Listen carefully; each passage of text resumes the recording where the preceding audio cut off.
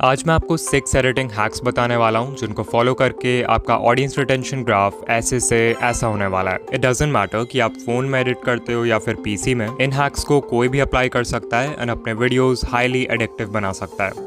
Hack number 1, story boarding. तो मेरे बहुत सारे सब्सक्राइबर्स का मुझसे एक कॉमन क्वेश्चन रहता है कि भाई आपको समझ कैसे आता है कि एडिट करते समय स्क्रीन पे क्या दिखाना है। नो मैटर आपको कितने भी एडिटिंग टेक्निक्स आते हो, एक प्रॉब्लम जो आप as a video editor face करोगे ही इज जब आपका ब्रेन कंप्लीटली ब्लैंक हो जाएगा एंड आपको समझ नहीं आएगा कि वीडियो में एडिट करे क्या। ये प्रॉब्लम स्पेशली मेरे जैसे क्रिएटर्स के लिए और भी ज्यादा बड़ी लगती है because my videos are completely faceless. यहीं पे आता है स्टोरी बोर्डिंग, जो कि वो प्रोसेस है जिसमें हम एडिटिंग सॉफ्टवेयर खोलने से पहले अपने एडिट्स को कहीं रफ में प्लान करते हैं और उसे स्ट्रक्चर देते हैं। सोचो अगर रिकॉर्डिंग करते वक्त आपको सब कुछ एट द मोमेंट सोचना पड़े बिना किसी स्क्रिप्ट के, तो मोस्ट लाइकली आप जो भी बोलोगे वो उतना एंगेजिंग नहीं होगा। आप बहुत सारे कट्स लोगे सोचने के लिए कि क्या बोलना है एंड खुद को थका लोगे। नाउ अगर हम वीडियो एडिटिंग को भी सेम पर्सपेक्टिव से देखें तो हम में से ज्यादातर यही सेम गलती करते हैं। We start the editing without knowing कि हम स्क्रीन पर क्या शो करने वाले हैं एंड एज अ रिजल्ट हमारी एडिटिंग कुछ खास एंगेजिंग नहीं होती है। This is why storyboarding is so important. अभी एग्जांपल के लिए मैं आपको अपने इस वीडियो का स्टोरी बोर्ड दिखाता हूँ and I will also share कि मेरा थॉट प्रोसेस क्या रहता है इसमें। So you can see first scene में मैंने फायरवर्क्स बनाया है। सो इसमें मैं या तो कोई फायरवर्क का एनिमेशन डाल दूंगा या फिर सिंपली कोई स्टॉक फुटेज डाल दूंगा पिक्सेल्स या पिक्साबेस से। देन आई वांटेड कि इसके ऊपर एक टेक्स्ट आए 2025 और उसमें मुझे टाइपराइटर इफेक्ट या स्लो फेड इफेक्ट डालना था, तो वो भी लिख रखा है। इसके बाद आई वांट कि जो पूरा सीन है वो जूम आउट हो जाए और एक न्यू चैनल का पीएनजी दिखाना है, तो उसका जो लोगो है उसमें सब कुछ चला जाए, इफ इट मेक सेंस। इसके बाद ये न्यू चैनल का पीएनजी थोड़ा ऊपर चला जाएगा एंड नीचे से 5 पॉइंट्स आएंगे to visualise the points of my video. फिर आई वांट कि बैकग्राउंड में एक ग्राफ आए ग्रीन कलर का जिसको मैं एनिमेट कर दूंगा एंड फाइनली लास्ट सीन में एक ग्रोइंग चैनल का एनिमेशन होगा और साथ में मनी वाला ग्रीन स्क्रीन होगा। सो अब जो फाइनल इंट्रो बना इसके बेसिस पे वो देख लो। अगर आप 2025 में एक YouTube चैनल स्टार्ट करने वाले हो तो सिर्फ ये 5 चीजें कर लो एंड आई एम श्योर आप 99% स्मॉल चैनल से आगे निकल जाओगे। आपके वीडियोस पर इंस्टेंटली व्यूज आएंगे and you will start making money.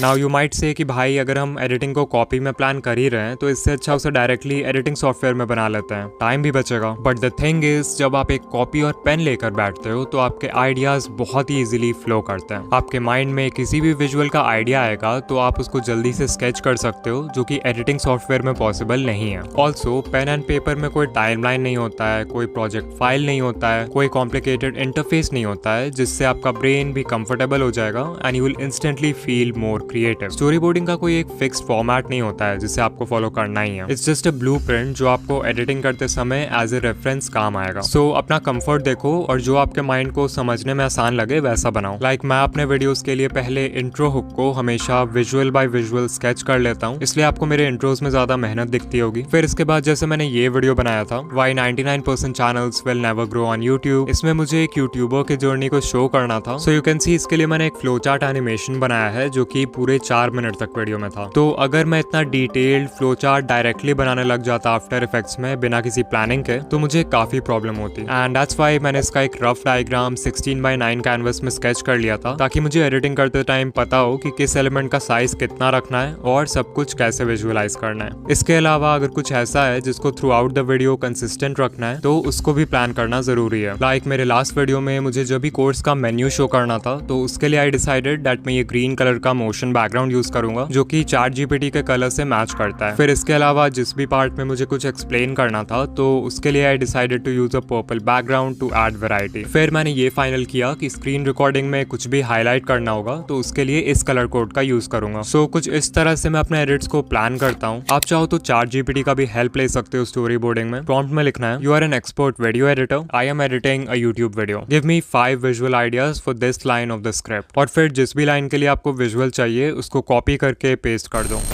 Hack number 2, visual harmony. इस पॉइंट को नए एडिटर्स हमेशा मिस कर देते हैं जिसकी वजह से उनकी वीडियो बहुत अनप्रोफेशनल लगती है। सो लेट्स से आप वीडियो एडिट कर रहे हो एंड आपको स्क्रीन पे सोशल मीडिया आइकन्स दिखाना है। सो आप गूगल पे जाके ये 4 आइकन्स डाउनलोड कर लेते हो to use in your project. Now as a beginner शायद आपको इसमें कोई भी गलती नहीं दिखे, but if you know about visual harmony then आप इंस्टेंटली नोटिस कर लोगे कि यहाँ पे कुछ गड़बड़ है। लाइक यहाँ पे इंस्टाग्राम और एक्स के लिए तो 2D आउटलाइन लोगो का यूज किया गया है, बट देन अचानक से यूट्यूब के लिए एक 3D लोगो का यूज हुआ है जो कि इन दोनों से काफी डिफरेंट लग रहा है। एंड देन लास्ट में एक फेसबुक का लोगो है जिसका स्टाइल ना तो यूट्यूब लोगो से मैच कर रहा है और ना ही इंस्टाग्राम एंड एक्स से। सो ओवरऑल इन एलिमेंट्स का जो विजुअल स्टाइल है वो कंसिस्टेंट नहीं है, जिसके वजह से पूरा कॉम्पोजिशन अनप्रोफेशनल लगने लगता है। ना उसका सोल्यूशन सिंपल है, कोई भी एक स्टाइल पकड़ो और उसमें कंसिस्टेंट रहो, लाइक दिस। अब विजुअल हार्मनी सिर्फ वीडियो में आने वाले आइकन्स और इमेजेस के लिए ही नहीं बल्कि और भी चीजों के लिए अप्लाई होता है। For example font, like currently मैं इस वीडियो के सारे हेडिंग्स और इंपॉर्टेंट टेक्स्ट के लिए मॉन्टसेराट फॉन्ट यूज कर रहा हूँ। एंड जब भी कुछ लंबा एक्सप्लेन करना होता है या किसी चीज का डेफिनेशन लिखना होता है तो उसके लिए मैं यूज कर रहा हूँ Arial bold. And you will notice that ये फॉन्ट सिलेक्शन मैं throughout the entire video follow करूंगा। ऐसा नहीं होगा कि अभी मॉन्टसेराट यूज हो रहा है और 2-3 पॉइंट्स बाद टाइम्स न्यू रोमन आ जाएगा। That will look extremely unprofessional. ऐसे ही जो कलर यूज कर रहा हूँ मैं हेडिंग्स के लिए वो भी through out the video consistent रहने वाला है। Same goes for transitions. ऐसा नहीं होना चाहिए कि आप दुनिया भर के ट्रांजिशंस यूज किए जा रहे हो, 1-2 ट्रांजिशंस चूज कर लो और उनको रिपीट करो। विजुअल हार्मनी इसलिए जरूरी है so that everything feels part of the same story. आपके विजुअल्स जितने कंसिस्टेंट होंगे उतना ही व्यूअर का फोकस कंटेंट पर होगा, ना कि एडिटिंग पर।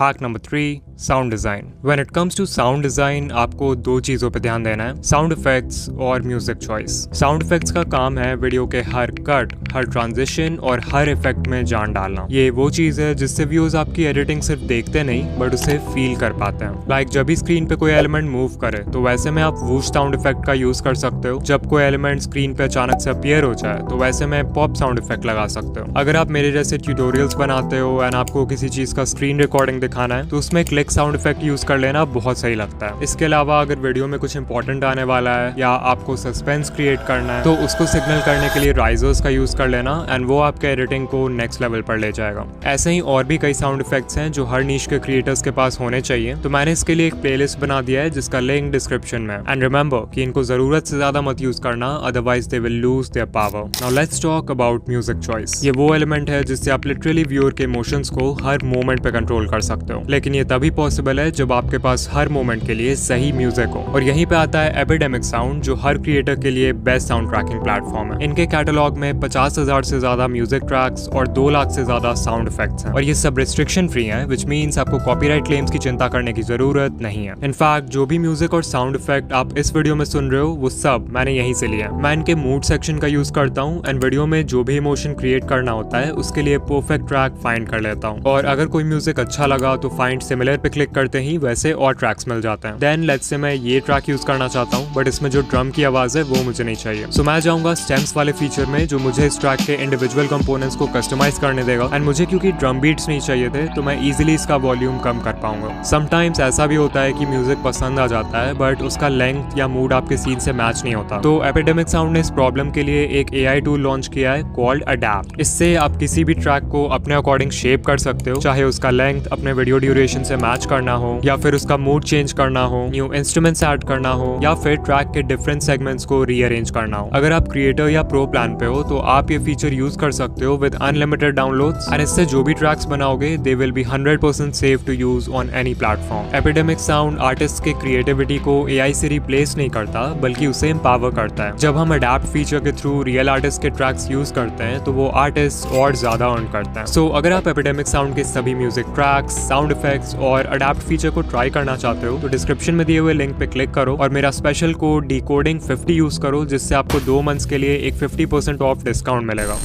Hack number 4, seamless editing. So when it comes to video editing मैं एक लाइन हमेशा याद रखता हूँ और वो है good editing is always invisible. इसे ध्यान से समझो, एडिटिंग का काम वीडियो को सुंदर दिखाना नहीं है। Editing is just a medium जिसका पर्पस है वीडियो के कंटेंट और मैसेज को व्यूअर्स तक पहुंचाना। सो व्हेन आई से गुड एडिटिंग इज इनविजिबल तो इसका मतलब ये है कि एडिटिंग इतनी नेचुरल होनी चाहिए, इतनी फ्लो करनी चाहिए कि व्यूअर उसे नोटिस ही ना करे एंड पूरी तरह वीडियो के कंटेंट में इमर्स हो जाए। एंड यहीं पे आती है सीमलेस एडिटिंग, यानी वीडियो को इस तरह एडिट करना ताकि वीडियो का हर सीन, हर एलिमेंट एक दूसरे से कनेक्टेड हो, ताकि सब कुछ बिल्कुल स्मूथ एंड नेचुरल वे में फ्लो करे। सो जब भी कोई एलिमेंट स्क्रीन पे आता है तो वो ऐसे ही जादू से स्क्रीन पे नहीं आ सकता, क्योंकि आपके ब्रेन को ये बहुत ही रैंडम एंड जारिंग लगेगा। इंस्टेड आपको एक्सप्लेन करना होगा कि वो स्क्रीन पे कैसे आया, जिसके लिए आपको उसमें इस तरह का या फिर इस तरह का कोई एनिमेशन डालना होगा। अगर आप एनिमेशन नहीं यूज करना चाहते तो एटलीस्ट एक साउंड इफेक्ट यूज करना होगा, जैसे पॉप साउंड इफेक्ट या क्लिक साउंड इफेक्ट, जिससे उस एलिमेंट की एंट्री नेचुरल लगे। इसी तरह जब एक क्लिप से किसी दूसरे क्लिप पे कट कर रहे हो तो उसको सीमलेस दिखाना बहुत जरूरी है। इसके लिए आप ट्रांजिशंस का यूज कर सकते हो, जिससे दोनों क्लिप्स आपस में एक दूसरे से स्टिच हो जाएंगे। ऑल्सो इट्स एक्सट्रीमली इंपॉर्टेंट कि आप विजुअल्स को परफेक्टली सिंक करो वॉइस ओवर के साथ। लाइक डिड यू नोटिस कि अभी ये सीन इतना खराब क्यों लगा? इट्स बिकॉज मैंने टेक्स्ट को वॉइस ओवर के टाइमिंग के साथ अलाइन नहीं किया, और ऐसे ही छोटे मोटे मिसमैच के वजह से आपके पूरे वीडियो का फ्लो बिगड़ सकता है। इसके अलावा you also need to guide the viewers eyes, मतलब ये एक्सपेक्ट करना बंद करो कि व्यूअर्स को खुद पता लग जाएगा कि स्क्रीन पे क्या देखना है और कहाँ देखना है। इंस्टेड आपको उनके आईज को गाइड करना होगा। मान लो मेरे वीडियो का कोई सीन है जिसमें मैं बोल रहा हूँ कि इस थंबनेल के कलर्स बहुत अट्रैक्टिव लग रहे हैं, तो आप एज अ व्यूअर कंफ्यूज हो जाओगे कि स्क्रीन पे एग्जैक्टली देखना कहाँ है, बिकॉज यहाँ तो इतने सारे थंबनेल्स हैं। दैट्स व्हाई इट्स इंपॉर्टेंट कि आप व्यूअर के आईज को गाइड करके बताओ कि देखना कहाँ है। इसके लिए आप अपने सब्जेक्ट को इस तरह हाईलाइट कर सकते हो,